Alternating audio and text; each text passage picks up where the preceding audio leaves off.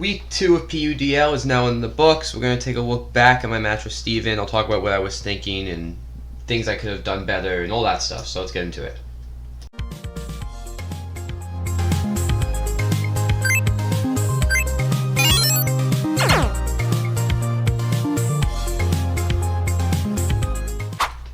So I played Steven this week. Steven was my partner in the Multi Battle League. He is a member of Beast Ball Draft League, and now he is the newest replacement coach in PUDL. So this was his first match. I felt confident against his team. There wasn't much he could do to really stop Trick Room. And then, yeah, so that was my plan, was like go Trick Room, but also kind of have speed on my side. I wanted to play in this like mid-speed tier where I could set up Trick Room, but I also didn't need it. Since his team is pretty quick or has Prankster, I felt confident, and I didn't want to. What I didn't want to happen was if Giraffe came, which it did, and had imprisoned Trick Room. What I didn't want was to be rolled just by not having Trick Room. So that's why like Hitmontop is there. I just have other ways to play outside Trick Room.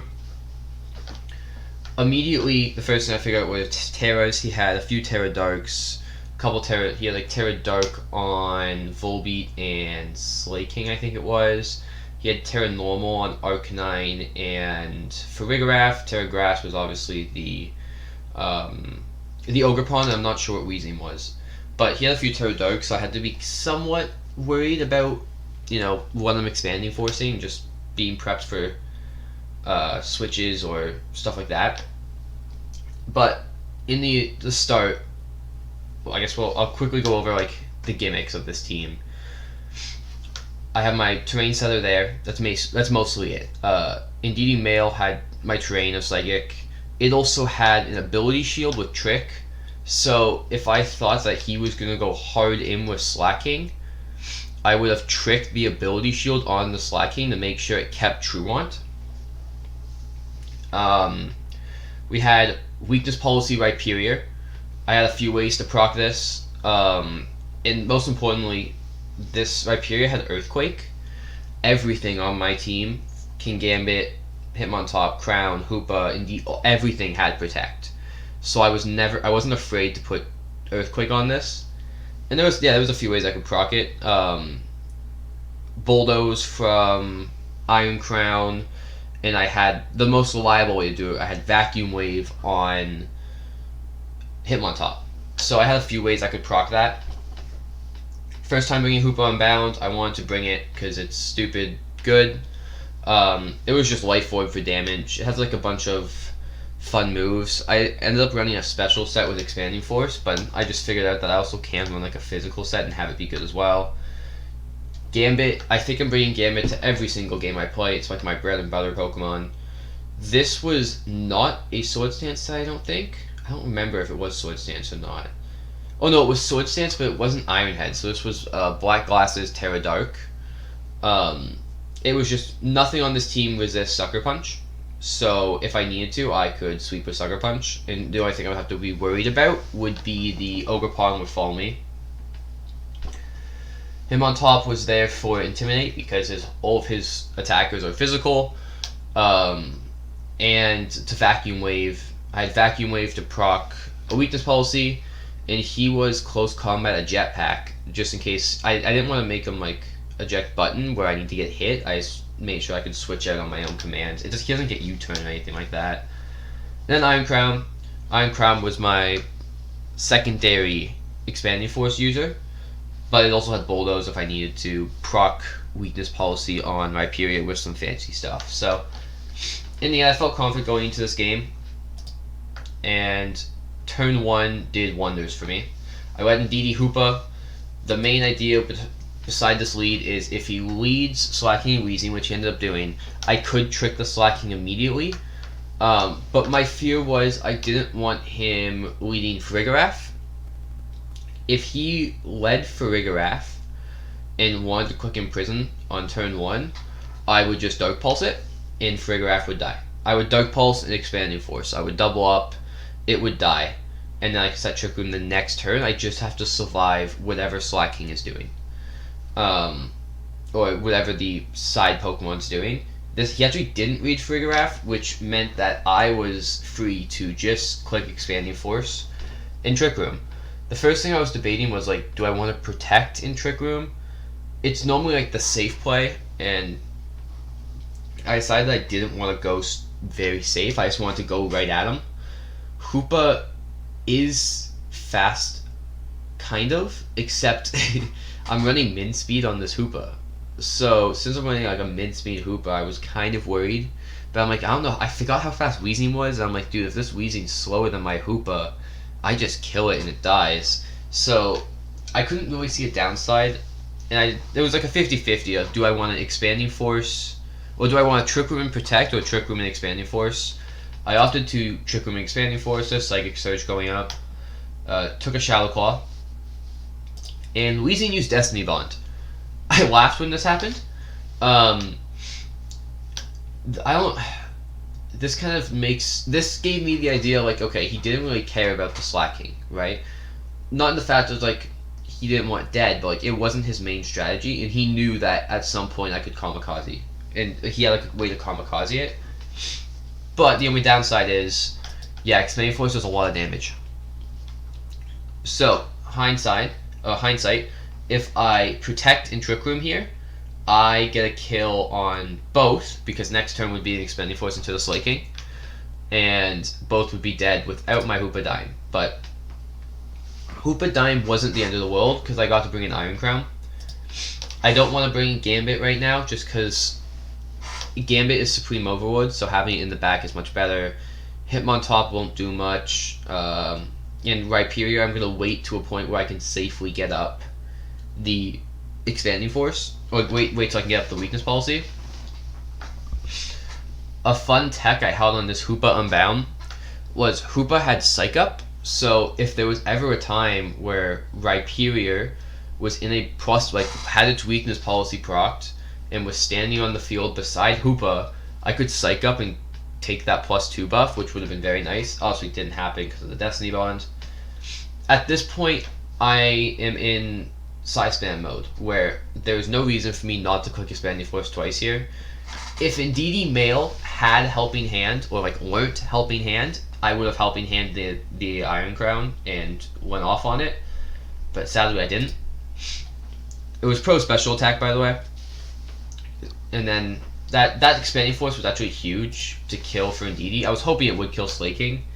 Indeedee Male had no had no special attack investment, so I was really hoping that kills, because that let that Expanding Force be single target. And he sets Trick Room back, and then he turns off Trick Room. So this turn, here's what I'm going through. There's two options I see Steven having here, which is Imprison the Trick Room, or set up Trick Room expecting me to turn it down, or I guess the other kind of one, he's seeking attack. I'm not expecting him to attack here. I'm expecting him to probably set Trick Room back up, expecting me to do it as well, so we cancel each other's Trick Room out, or just to imprison the Trick Room. Since I'm thinking that he's going to imprison this Trick Room, or he's going to set Trick Room up, try canceling me out, I just double Expanding Force again. No matter what, that play ends well, because if I click double Expanding Force, he should probably die. I mean, we just saw how much, Iron Crown did to that Farigiraf, so doubling up here, Farigiraf dies, I set up Trick Room next turn. That's my play. Then I see Struggle Bug, and I'm like, man, I don't think that matters. I was like still firm on this killing, and oh no, it's 5 to 1 HP. Yeah, it's 5 to 1 HP. And then oh yeah, Volby had Sash. So at this point I was scared, because I didn't double up here. I definitely should have. Indeedee uses Trick Room here, is what's gonna happen. Indeedee uses Trick Room because I was confident that Farigiraf would have died. If I double up here, this game is completely different, but I didn't. He actually went for Hyper Voice. This is when I figured out it was Throat Spray Farigiraf, so it was a damage oriented Farigiraf. And since he attacked, Alright, and since he attacked, I got Trick Room up. So, this is where I get put in the best situation. Because now that Trick Room's up, and Iron Crown is on the field, is the fastest Pokemon on the field now, I am safe to quick Bulldoze and switch in Rhyperior and proc Weakness. There is 0 things he can do to stop this. So Bulldoze hits, kills both Pokemon that are 1 HP, and now we're set. At this point in the game, I am basically certain that I have won. There is a chance, right? Sure, it's a 5v2, but I mean, there's a chance that like some things can happen, or like the Intimidate. I'm like, oh, that could be an issue, but he can't Intimidate cycle me anymore. For this play, my main idea here was to Terra Dragon. I had Terra Psychic on Iron Crown for more Expanding Force damage, and then I had, well, Terra Dragon to basically just wall out most of his attackers, because his attackers were Grass and Fire, and so I'm like, oh, well, Terra Dragon's gonna wall that out. So, in this state, I'm like, okay, I should kill Arcanine.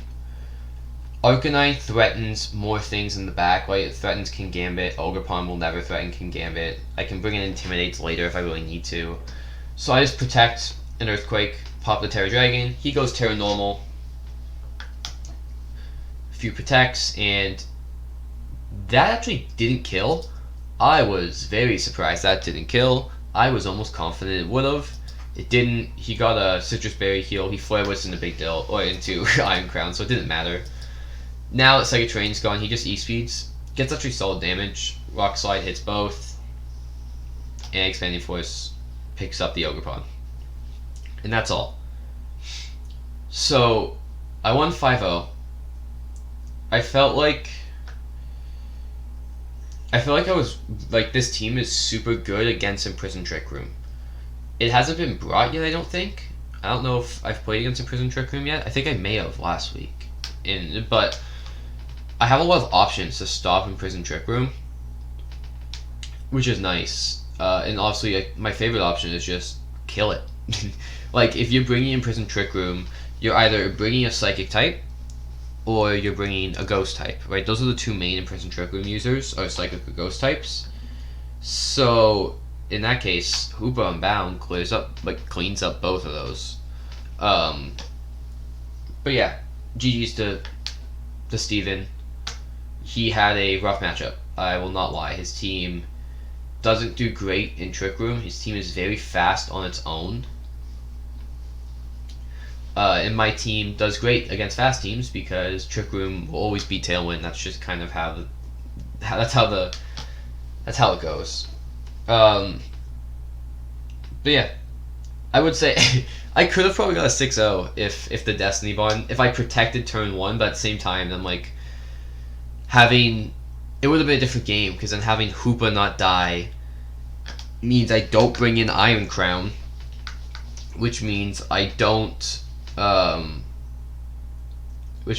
chunk with Expanding Force as much. Iron Crown will do more damage than Hoopa will because of booster special attack.